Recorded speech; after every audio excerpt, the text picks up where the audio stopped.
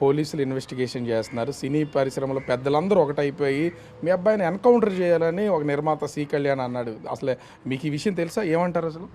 నేను ఇంకో ఛానల్ వచ్చారు, వాళ్ళు అడిగారు, అదే చెప్పాను. ఫస్ట్ ఆ సి కళ్యాణుడు బలిసిపోయి ఉన్నాడు, పందికొక్కలా ఉన్నాడు చూశాను నేను. ఆయన ముందు ఎన్కౌంటర్ చేసేయాలి. ఎన్కౌంటర్ చేస్తే ఆ బాధ ఏమిటో ఆయనకి తెలుస్తుంది.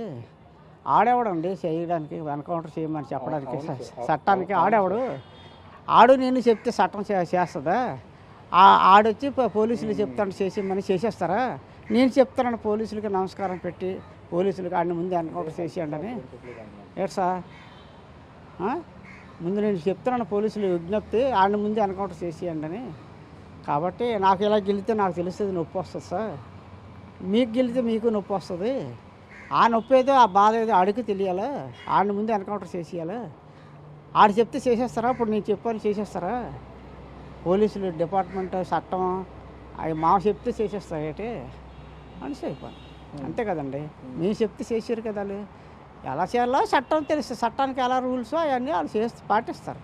మనం చెప్పినంత మాత్రాన వదిలేమని సార్ తక్కువ అయిపోయింది మా కుర్రకు వదిలేమంటే వదిలేస్తారా? అలాగే ఇప్పుడే నేను హైదరాబాద్ వెళ్ళి వాళ్ళ కాలు మీద పడతాను, కాలు మీద పట్టి దండం పెడతాను. కొన్ని వదిలేస్తారా చెప్పండి, వెళ్తాను.